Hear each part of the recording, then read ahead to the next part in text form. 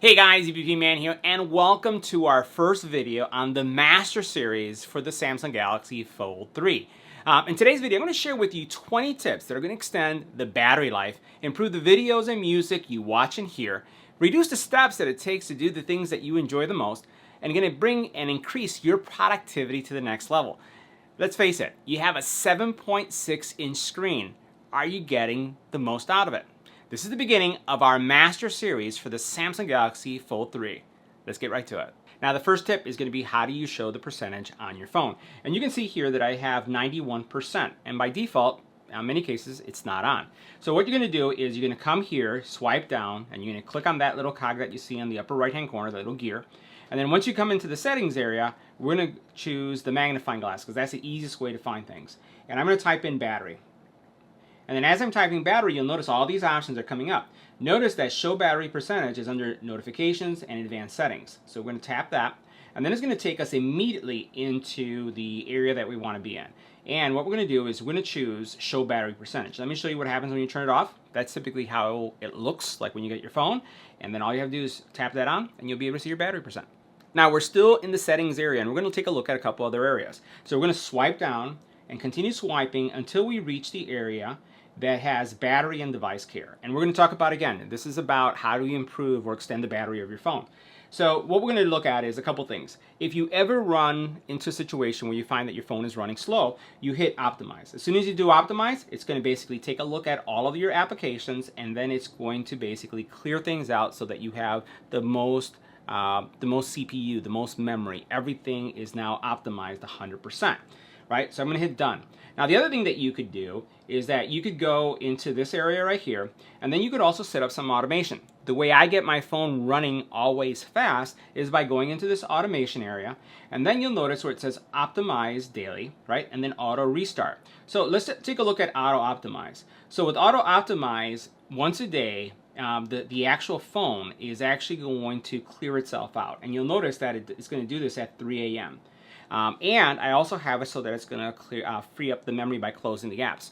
So as I'm asleep, the phone, when I grab the phone every morning, it's going to be super optimized because at 3 a.m. it's going to just clear itself out. Now it will not impact your alerts, it will not impact your notifications. If you have any alarms, everything is going to be fine. Now the other feature I have on is auto restart. And for auto restart, pretty straightforward.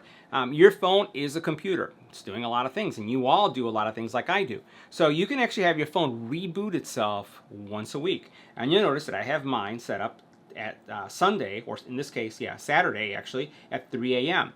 And I turn this on. So make sure you turn this on, and what will happen is at 3 a.m. or whatever time you define, it is going to reboot, and it's going to make sure that it's always optimized. Again, do it at a time that doesn't interfere with an alarm or anything else that's going on in your life.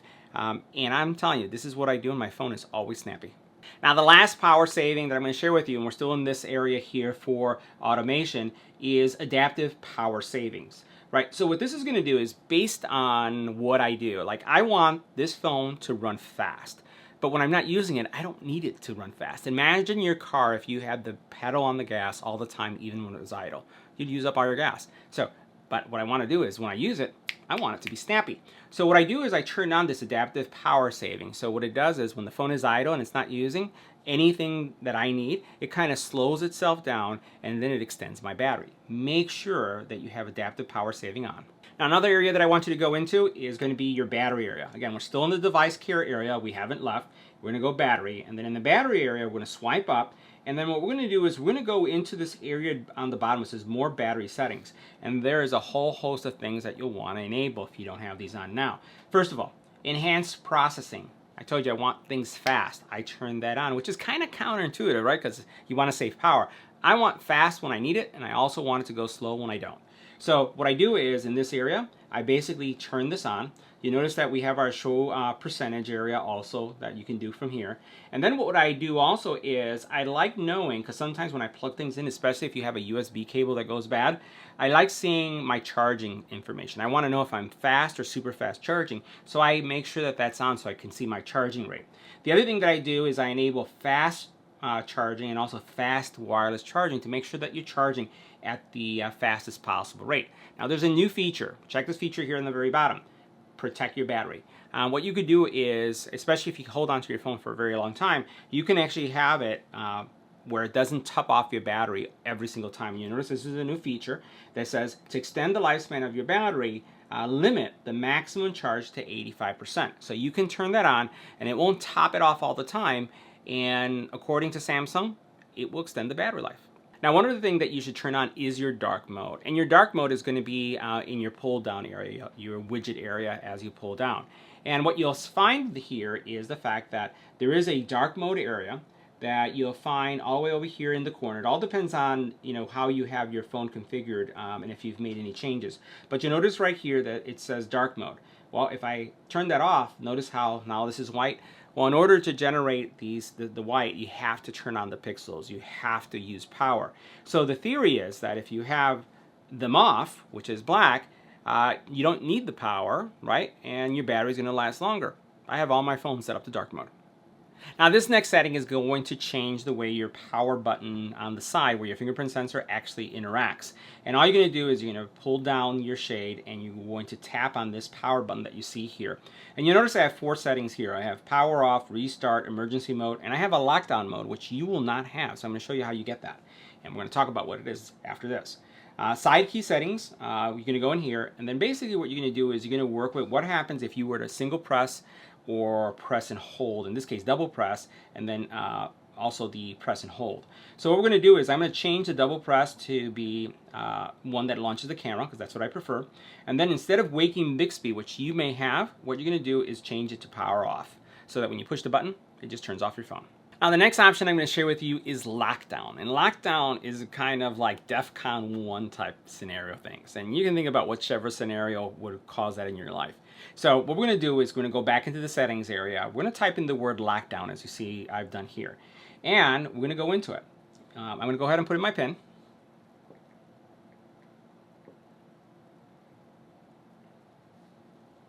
And check out what lockdown does here at the very bottom. It says, display a power button option that turns off smart lock, biometric unlock, and notifications on the lock screen. This basically is dark mode for me when it comes to things. So that means that, let's say you have your phone in your car and you have it connected where the phone is a trusted area and it's not locked. When you do the lockdown option, it doesn't matter. When you turn on the lockdown option, your finger will not unlock the phone. When you do the lockdown option, your face will not unlock the phone.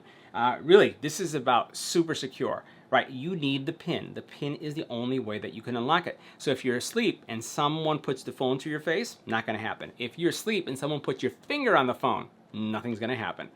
Check out lockdown. Now we're going to cover display and navigation options. So the first one we're going to talk about is how do you make it easy on the eyes to be able to use such a great screen? Because let's face it, 7.6 inches. Let me show you something. We're going to slide down again. Right, and you're going to do it twice, and what that's going to do is it's going to expose all these toggles that you have here. And what we're going to be looking at is Eye Comfort Shield. And now what the Eye Comfort Shield is going to do for you is it's going to, depending on the time of day, it's going to reduce the brightness of the screen. Have you ever woken up or your phone goes off in the middle of the night and when you look at it, your eyes are like, oh my God, it's blinding. What this is going to do is it's going to soften it so that's not the case. Also, when you're using it, let's say a lot of us will read from our phone at night before we go to bed. It changes the actual brightness so that it's easier for you to get to bed. Some call it like a blue light. It's different type of lights. So what you can do is you can turn that on or off, or you can press and hold, and then what you could do is you can actually see some of the settings here. So right now, what we have is we have it on, and then you'll notice this, I have a custom setting. So I basically have it custom to, again, my lifestyle, and you'll notice that I have it's scheduled. So I can change the color temperature. I don't know if this will come up much here, and we'll see how it comes up in the recording, but you can change it. And then what you could do is turn it on to sunrise or sunset, right? Or have custom. Now you could also have it as always on. So if you, there are certain people who have a sensitivity to bright things, either fluorescence or even the phone. What you can do is you can change the tone so that it doesn't hurt your eyes, or have it like I do, from sunrise to sunset. You'll notice a difference so that it's not that bright. Now the next thing is going to be where you have your controls. And there's a lot of different controls that allow you to navigate your phone. And you're going to see some stuff that I have here on the side and stuff that I have here in the bottom that does not look like your fold. So the first thing we're going to talk about is this side here. These are my controls, which you can have in a lot of different areas. So what we're going to do is we're going to go back into the settings area that we were in. And then what we're going to do is we're going to be looking at navigation controls. So I'm going to type in nav, and you'll notice that we have nav bar shows up, right? And at the very bottom here, I can choose nav bar. And you could choose to have the traditional Android back home multi-window, or what you could do is you can change it around depending on how you like it. The other thing that you can do is you can actually change the location of it. So I can say I want it in the center, and notice how it moves to the center. I could say I want it all the way in the far left. I actually like mine on the right side because I'm right-handed. If you're a lefty, you may choose to have it on the left so that your thumb travels a little bit easier, or you could go with the center.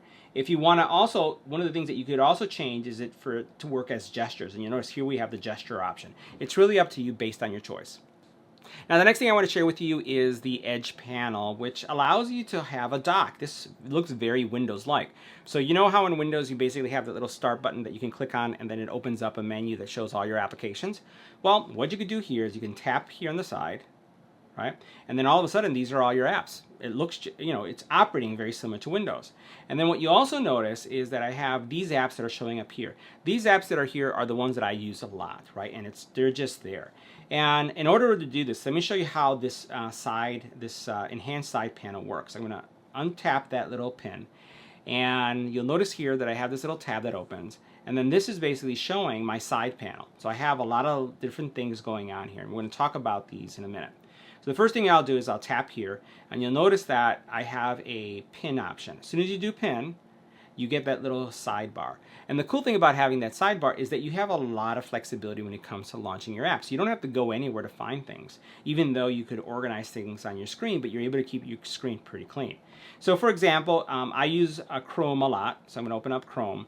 And for example, I was doing a lot of research when it came to what I wanted to have in this video. So I could look at the specs, I could look at all the features, and then let's say, for example, I am going to be taking notes, right? Which you'll see my script. I'll tap this Google Keep right here, and then notice how Google Keep now came up on the side. So I can actually do my research, and then here is literally my script, everything that that we're going over right now, right? That we're just going over right here. All of my outline of all the tips that we're reviewing. So I have now two operating side by side, which is another really powerful feature. If you notice one of the things that I have right here, those three dots, that allows me to swap them. So if I, for example, want to move them around, I could do that. Go back. And then also, if I tap this little button right here, it actually creates a pair. So basically it says that it creates one button that I can click on where both of these will open up simultaneously. Now I went ahead and created a triple pair, not a two pair. So notice this little button that I have up here on the side. When I tap this, it's going to open 3 applications. Again, this is going to be one of my scripts that I had, a previous script. This is actually an old one from 2019. And then what I have here is our channel, and then I also have Twitter. And you have the ability to resize these, right? You can change the size and determine what's the priority. You can make something appear on top. You can make something appear on the bottom. This is a great tool to have, and that's also part of that side nav. Now, if you haven't turned on your Edge display yet, let me show you how that works. I'm going to unpin it, right? And we're going to go back into the settings area. So that's where you're going to find this. And what we're going to do is we're going to be looking for Edge as our keyword. So we're going to type in the word Edge. And you'll notice how it says display Edge panels, right? So we're going to go in here, and then this is where you'll be able to enable or disable your Edge panel. And you'll notice that you see it right here on the side. If I tap that, you'll notice how it disappears, right? And as soon as you turn it on again, it reappears. Now there's several things that you could do with that Edge panel. You can actually make some modifications to it as well if you'd like. But by turning it on, it gives you the ability to have that Edge panel there. And we're going to have a really in-depth training on this. But you'll notice that as I'm pressing and holding, I can actually change the location of this Edge panel. So now it's on this side, and I can actually take this Edge panel. You notice how it comes out.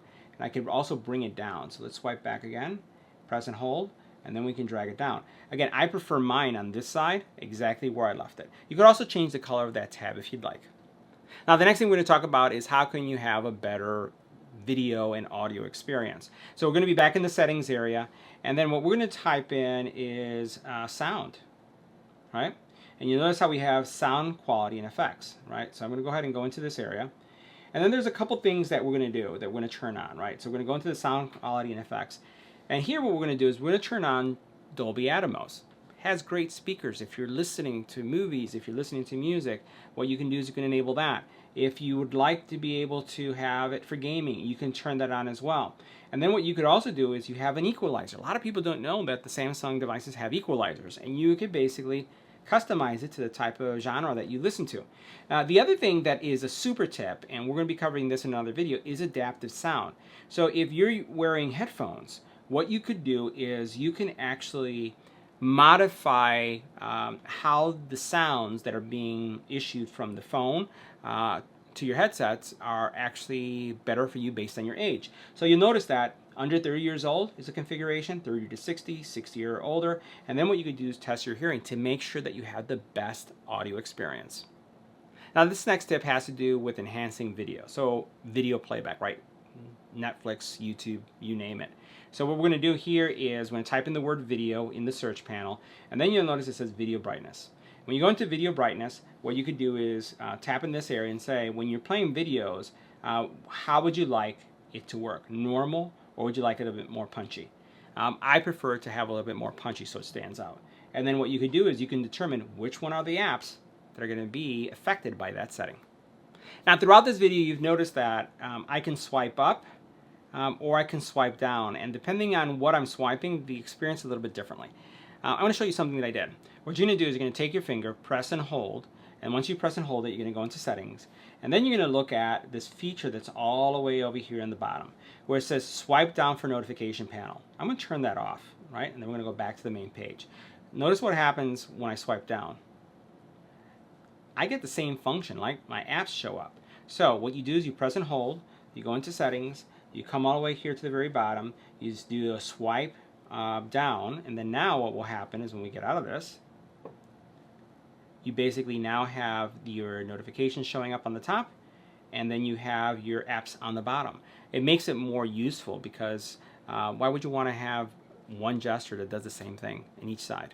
Doesn't make any sense. So switch it so that you can get your toggles or your little notification panel, and then from the bottom you'll get your apps. Now this is one of the coolest features of the Samsung Galaxy line of phones, and I want to share something with you. So I'm going to go ahead and I'm going to switch things back a little bit since we've been playing with this. I'm going to open up my notes for a second, and what I'm going to do is I'm going to look at one of my scripts here, which is for the Galaxy Watch 4, right? So what we're going to do is we're going to open this one up, and I'm going to put my cursor here because I'm going to go ahead and do some editing, right? So we're going to tap here, and the keyboard is now up. And the one thing I want to do is I don't want to have to type, right? Did you know you can use your voice? Well, watch this. I want to press and hold the space bar. Now I am using my voice to copy or to enter all of the text that I need as I'm preparing my script. So I can actually speak what I'd like to be able to have written down and use this as part of my script. Look how cool this is. Now, the accuracy of this sometimes is not the best. I would say it's about 90% accurate, but still 90% saves a lot of time. So how do you set that up? Well, I'm going to go into the settings area for the keyboard, and then I'm going to swipe down to where we actually see swipe, touch, and feedback. And then here you'll notice there's an area that says backspace, right? And then above that you see the keyword touch and hold, right? Well, as you go down, you'll notice where it says touch and hold spacebar. Well, if you tap on this, you have a couple choices. You have cursor control, no action, or voice input. All you got to do is choose voice input, and then you'll be able to use your voice to type in any application where the keyboard comes up. Time saver, major time saver. Now this next tip is going to improve your productivity when it comes to taking pictures. How many times have you taken a photo and then as soon as you take it, someone says, can I see what it looks like? Well, I'm going to show you two tips, one for you and one for the person that is actually having the photo taken. So notice that you have here on the right hand corner, you do have this little button.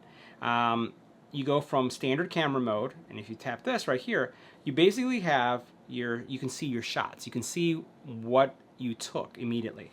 So watch this. I'm going to go ahead and take a picture of the speaker. Let's go ahead and move that to the side, take the picture.